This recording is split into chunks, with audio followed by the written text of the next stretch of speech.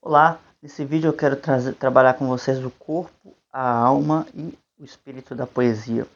Isso que é um conceito que eu desenvolvi ao longo do tempo em que eu fui estudando sobre arte e como deixar mais claro para aqueles que não têm tanto contato com isso, uma vez que muitas vezes só quem entende a arte são os próprios artistas pela sua própria familiaridade com a coisa. E ao passo em que eu fui me inteirando, né, do tema e fui me inteirando em como construir, né, seja o que for, em relação à composição, seja musical, seja poética. Eu vi também construindo em mim uma necessidade de transmitir, de explicar isso. Então, à medida que eu fui qualificando, entendendo melhor o que seria cada uma dessas partes na arte, eu fui buscando também uma necessidade de explicar, né? Fui buscando como explicar isso mais claramente. Então, eu poderia simplesmente falar aqui 3 frases rápidas e dizer este é o corpo, este é a alma, este é o espírito e acabou o vídeo por aqui, né? Mas eu vou desenvolver um pouco com vocês e vou trazer um pequeno poema de exemplo para a gente trabalhar um pouco essas ideias, né? Vou aqui então só preparar o meu café para a gente começar. E enquanto isso, já vou pedindo para, caso você já conhece o canal, já deixar o seu like, sua inscrição. Caso você já queira pedir algum vídeo, já quiser já deixar um comentário, por favor, deixe um comentário. E eu vou então começar a explicar pelo corpo. O que seria o corpo? O corpo é a parte mais concreta e aquilo que a gente percebe claramente numa poesia. Este mesmo corpo, ele vai ser percebido através de elementos organizativos da própria diagramação que a gente faz num poema, né? Então, se nós organizamos ele em quartetos, em tercetos, né, em grupos de mais versos ou menos, e quantas estrofes possui o poema, e todos esses elementos que a gente pode contar, né? É um aspecto bem quantitativo, né, do poema, e que ele vai, à medida em que a gente vai se inteirando dele, nos revelando o seu ritmo, por exemplo. Quando a gente fala de um verso ou de um soneto, né, que é o exemplo que eu vou trazer, a gente geralmente tem um soneto como aquela forma poética que é feita em decassílabos, ou mais tardiamente ele é feita em versos alexandrinos, que são os versos de 12 sílabas, né? E com uma elisão na sexta sílaba. Então, como é que funcionaria o corpo?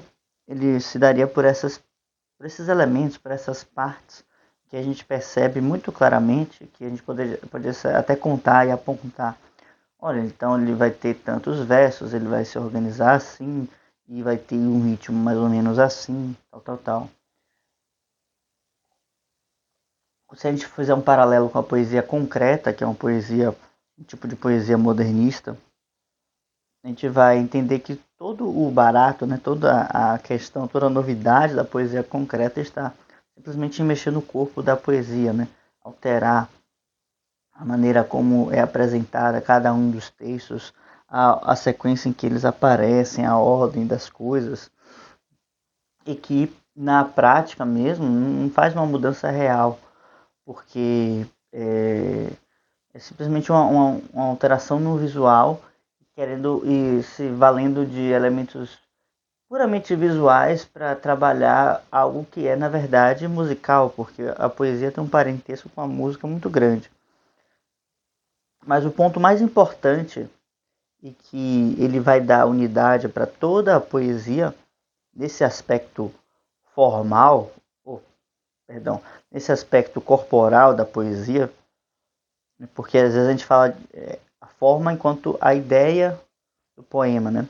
E só que o costume comum é falar de forma enquanto aquilo que a gente percebe com os olhos, né? Ou seja, eu falo forma de quadrado, mas o quadrado na verdade é o aspecto.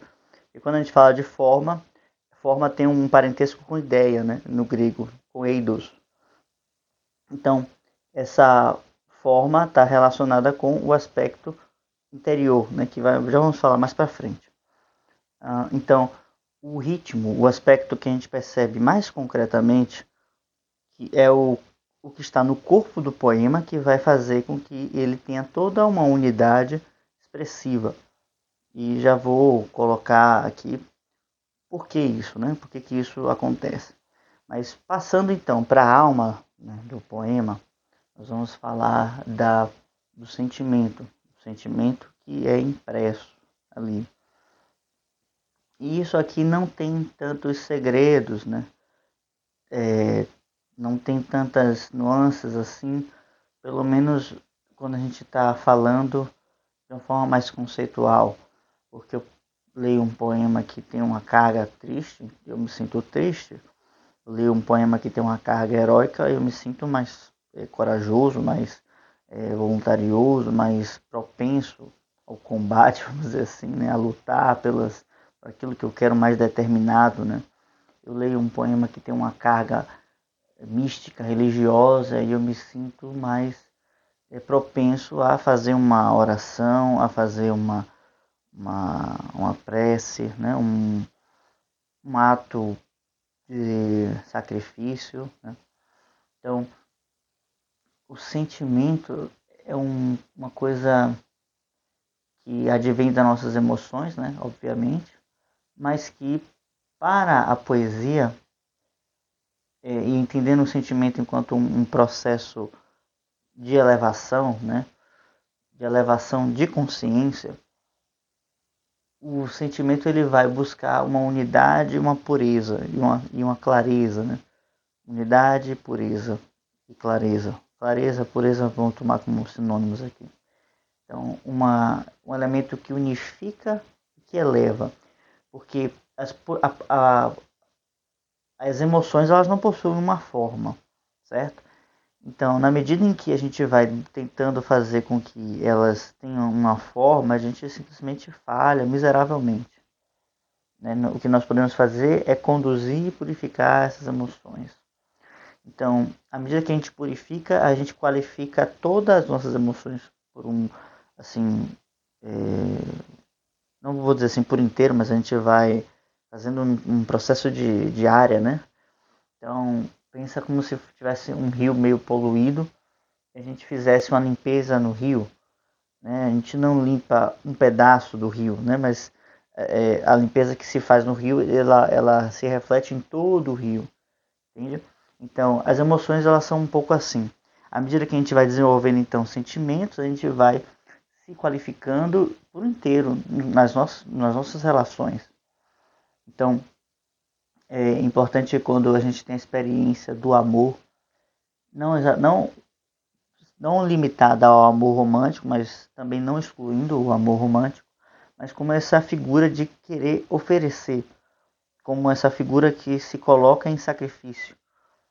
E como isso melhora a qualidade das nossas relações humanas, porque nós já vamos em direção a essas relações humanas ou a essas nossas nossos laços, né? Nossas relações mesmo, não tem outra palavra, com uma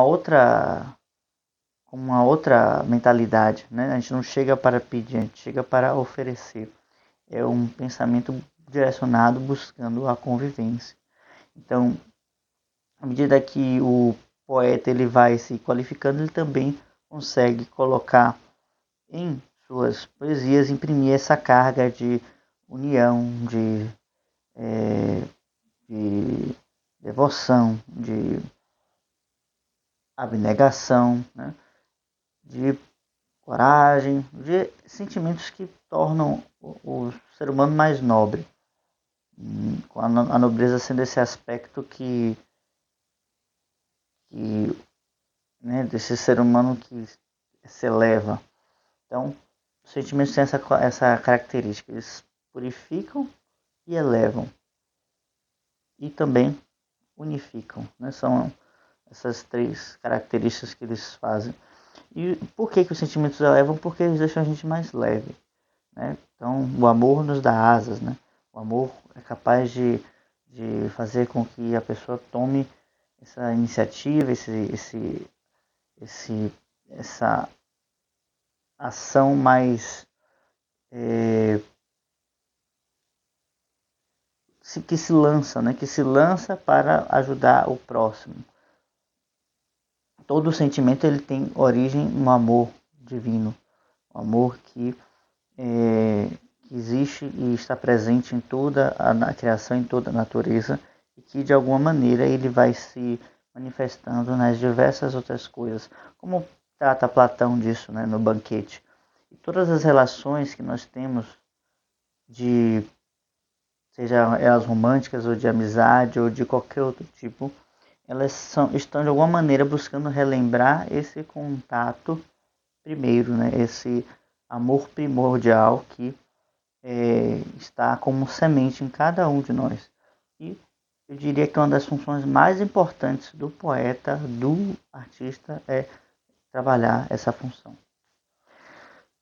Todas essas coisas que eu falei aqui para vocês agora, eu trabalho bastante na oficina Cartas ao Jovem Poeta, que a gente trabalha com o livro de Rainer Maria Rilke, aquele que são uma série com 10 cartas, onde ele vai tratando de alguns princípios que ele traz em relação à sua forma de ver a arte, a sua forma de fazer a sua poesia, né?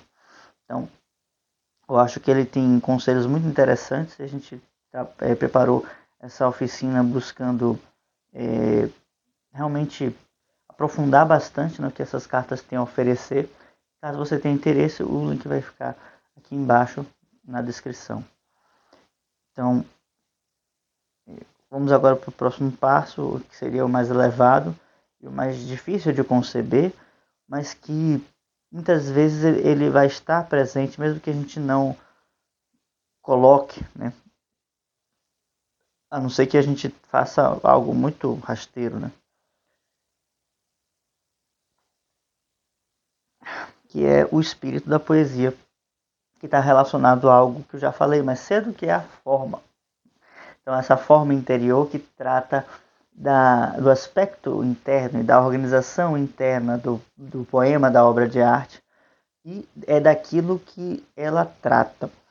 Então, nos manuais clássicos, né, no entendimento clássico, o que é mais importante para uma obra de arte? É a sua forma, ou seja, a sua organização interna como um processo, um procedimento, um caminho que vai levar a um entendimento, a uma ideia, chegar a um aspecto específico. Não é exatamente o tema que se trata aí, porque o tema ele é muitas vezes um aspecto, uma forma exterior.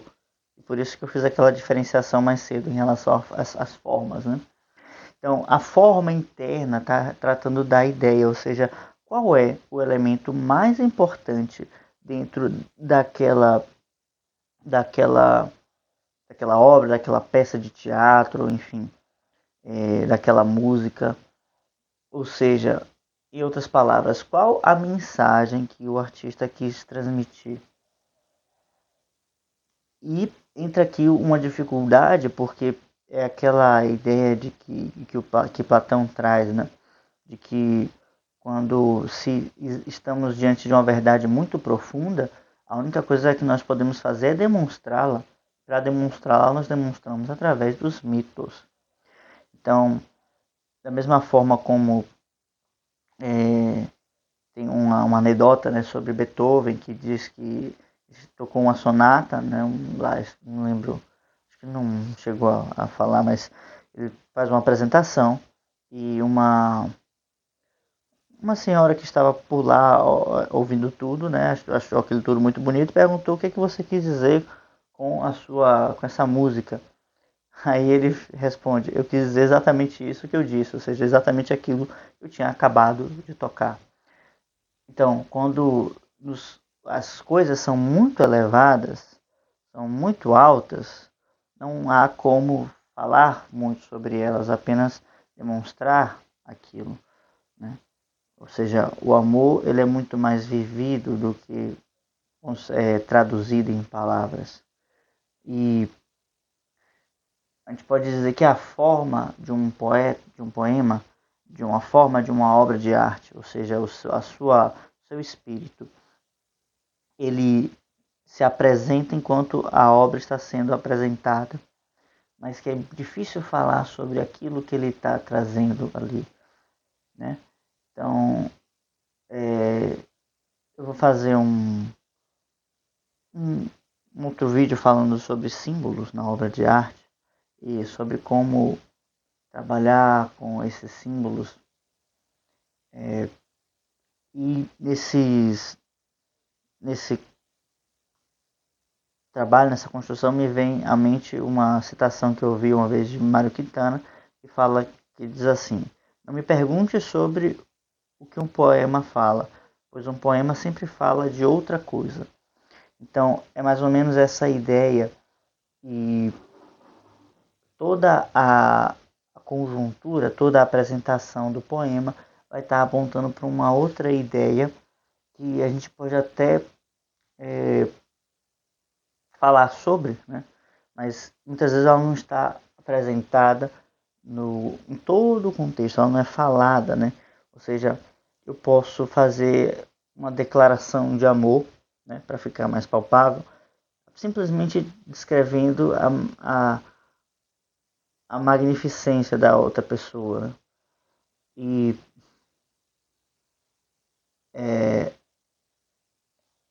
e o processo de estar apaixonado, como Camões faz em um dos seus sonetos, que eu queria, agora pensando bem, acho que vou até trazer para vocês.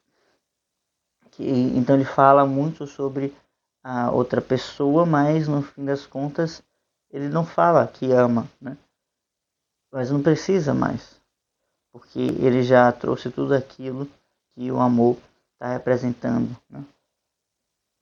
E acho que ele nem fala a palavra amor durante o seu soneto, né? Então é isso.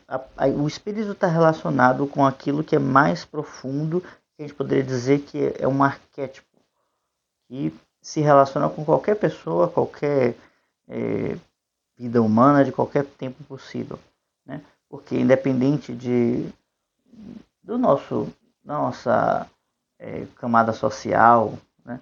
Independente do tempo histórico em que nós nascemos, todos nós podemos conceber o que é um ato de coragem, todos nós podemos conceber o que é um ato de sacrifício, de redenção, né? Piedade, enfim. Todos nós, de alguma maneira, temos a capacidade de nos relacionar com essas ideias em algum nível, porque todas elas estão enquanto sementes dentro do coração humano. Bem, então, para finalizar, eu vou trazer aqui um poema para vocês. Esse poema eu vou trazer enquanto um exemplo, né, das três partes. Eu resolvi pegar um poema bem famoso para não para facilitar, né? Eu posso deixar ele aqui na descrição para vocês acompanharem comigo. Então, deixando ele aqui na descrição, vocês acompanham comigo. É o soneto Alma Minha Gentil que te partiste, de Luís de Camões. Então, vou ler ele primeiro e depois a gente conversa sobre essas três partes, essa divisão de partida, né? Essa anatomia poética que eu faço. Então, ele começa: alma minha gentil que te partiste tão cedo desta vida descontente, repousa lá no céu eternamente, e viva eu cá na terra sempre triste. Se lá, no assento etéreo onde subiste, memória desta vida se consente, não te esqueças daquele amor ardente que já nos olhos meus tão puro viste. E se vires que pode merecer-te alguma cousa a dor que me ficou, da mágoa sem remédio de perder-te, Roga a Deus que teus anos encurtou, que tão cedo de cá me leve a ver, tão cedo de meus olhos te levou. Então, deixando aí o poema para vocês acompanharem comigo, o corpo dele ele é muito claro, né? Muito simples, apenas menos de uma página a gente consegue colocar ele aqui. Então você tem um soneto, então sonetos são 14 versos, divididos em 2 quartetos e 2 tercetos. Da parte do corpo, então, falta agora, já terminamos, é só isso, mas falta agora trazer o ritmo, que seria o elemento que é mais assim, tem mais minúcias, né, mais nuances. E, claro, eu esqueci de falar, né, as rimas fazem parte disso, no caso, mas também não precisaria ter rima, não é obrigatório que uma poesia tenha rima, né? Isso às vezes não é tão óbvio, né? Então, vamos lá. Então, vamos pensar aqui no ritmo, né? Cada verso vai ter o seu ritmo próprio, mas só para a gente pensar aqui na maneira como eu estou declamando, eu estou buscando e ressaltando isso, né? Pensando nas tônicas de cada palavra, por exemplo, alma minha, gentil que te partiste. Alma minha. O A é sempre aquela vogal que tem mais força, né, que me puxa mais. Então, geralmente não se começa é, com uma sílaba forte, um poema, mas aqui se começa, né, com esse au, essa coisa mais aspirada, né, alma, alma minha, alma minha, bom, tá, uma longa e duas vezes, alma minha, uma longa, uma breve e uma longa, né? Alma minha gentil, poderia fazer a divisão toda assim, alma minha gentil, que te partiste, que te partiste. Alma minha gentil que te partiste, certo? Então, daqui a gente tem então a primeira sílaba forte, depois o minha também, depois nós temos gentil, né? Gentil, minha gentil, esse nha com o gen, minha gentil, e o tio, né, analisando, vamos dizer assim, essa primeira parte desse verso, né? Esse verso a gente poderia dividir em duas partes. Alma minha gentil, que te partiste. E vai dar essa pequena respiração. Então, vai ter que alma minha gentil, seis sílabas. Alma minha gentil, que te partiste. Então, esse acento, né, na sexta, sexta sílaba, as palavras estão fugindo agora, ele vai indicar um tipo de verso, né, geralmente é o heróico, o verso heróico que tem esse acento na sexta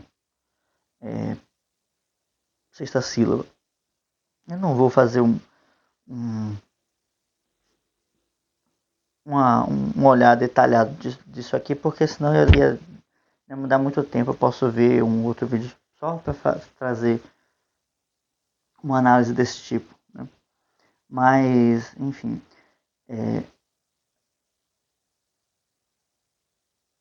alma minha, você tem aqui isso na terceira sílaba, na sexta sílaba e na décima sílaba, partiste, né? Então, a gente já é um verso que tem acento na terceira, na sexta e na última sílaba, né?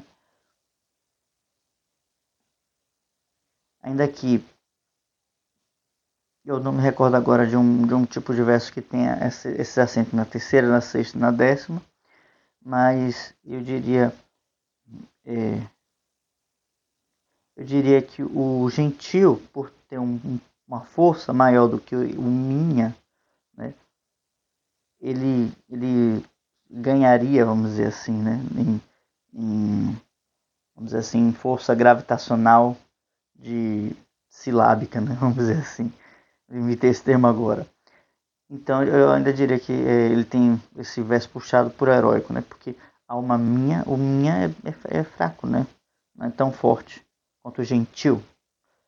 Então pensando só nas palavras isoladas. Alma minha, gentil. Gentil. Esse gentil me parece sempre mais forte do que esse minha. Porque o minha, ele é meio para dentro, assim. O tio, ele é mais aberto, né? Ele ele é mais expansivo. Então ele marca mais. Alma minha gentil, que te partiste. É claro que isso acaba sendo muito influenciado por quem declama, né? Mas enfim, todo o sentimento que ele traz aqui no poema a gente pode pensar também de uma forma mais geral. Acho que é a parte mais simples de definir, né? Porque tem o que chama de ethos, né? Ou um caráter que aqui ele tá, a gente pode dizer pelas próprias palavras que ele usa, né? Viva eu cá na terra sempre triste. Então a tristeza é algo que permeia o poema, né? Tem um efeito de tristeza, né? Ele vai gerar uma certa tristeza naquele que está ouvindo. Também a gente pode colocar aqui, ó, vamos pensar aqui, alma minha gentil que te partiste, tão cedo desta vida descontente. A gente pode relacionar a vida descontente, ou né, que partiu de forma descontente, né? Mas relacionar isso com o caráter que o poema está trazendo aqui. Mas ele faz ele tem um caráter de elevação, né? Ele vai se elevando. Então, apesar da primeira coisa que ele traz ser essa tristeza, ele vai realizando um processo de elevação. Então, até pelo próprio processo que ele vai contando aqui, nesse lá no acento etéreo de subiste, memória desta vida se consente, ele faz uma exortação. Não te esqueças daquele amor ardente, que já nos olhos meus tão puro viste. Então, ele vai relacionar o amor celeste com esse amor que ele tem por essa pessoa que morreu, né?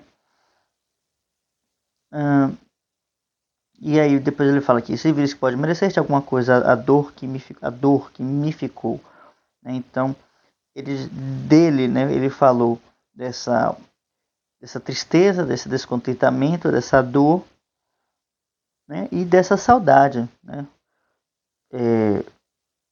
Quando ele fala aqui no final, roga a Deus que teus anos encurtou, que tão cedo de cá me leve a ver-te, quão cedo de meus olhos te levou. Então ele sente essa falta.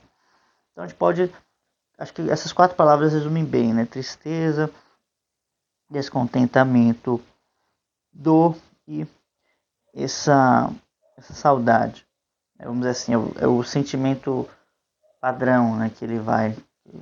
Padrão não, mas normal que ele vai impregnar. Mas essa saudade, ela possui um elemento atemporal que já puxa até para o aspecto espiritual que tem nessa poesia, né? Porque apesar de ter essa tristeza, ele tem a certeza de que vai encontrar com ela quando ele for levado a vê-la novamente, né? Ou seja, quando ele também morrer. Essa esperança permeia, né, o final do poema, né, do meio. Ele vai fazendo essa ascensão para chegar a essa esperança. E é bonito esse movimento, porque é aquele movimento de quem perde tudo, ainda resta a esperança, mas se tem esperança, há um caminho, há sempre como caminhar, há sempre como continuar lutando, como continuar realizando o que se precisa, né? O que nos propomos, né? Quando acaba a esperança, acaba o ser humano. Isso é colocado já desde os mitos gregos, quando falamos de Prometeu, Pandora, enfim, essas ideias tão antigas, mas tão novas. E a própria esperança que permeia aqui o final, eu poderia dizer que é uma ideia espiritual que ele traz, né, como já coloquei, mas ele tem o aspecto espiritual desse poema, eu diria que ele tem essa coisa do amor como um laço eterno, ele tem essa certeza na eternidade da alma, né, e que essa pessoa, essa dama, né, essa moça, ela foi ao céu, né? Então há essa certeza de transcendência de que esse local para onde ela foi é um local melhor, mais belo, mais feliz. E que ele vai ter essa felicidade quando reencontrá-la, quando estiver lá também, junto a Deus, né? Então há essa busca, né? Então eu diria que tem um aspecto de felicidade permeando esse poema enquanto elemento espiritual, porque existe essa ideia de buscar a completude, né? Aqueles que têm algum contato com a ideia de felicidade sabem que a felicidade está relacionada com a noção de uma vida completa, né? De poder realizar o mais alto do que seja o ser humano, né? De estar em plenitude, seria uma boa definição. E sempre que nós nos sentimos infelizes é porque nos sentimos incompletos de alguma forma. Bom, acho que é isso para hoje, para o vídeo de hoje. Corpo, a alma e o espírito da poesia. Se chegou até aqui, por favor, deixe um like. Tá? Caso tenha alguma dúvida, deixe um comentário. Eu espero ter me feito claro, né? Algumas coisas foram surgindo aqui na hora enquanto conversava com vocês, então eu não acabo por não querer perder, né, essas ideias, acabo compartilhando e às vezes posso ter me passado batido por alguma coisa. Links na descrição, se inscreva no canal, deixe o joinha, o like e até mais. Até a próxima. Tchau, tchau.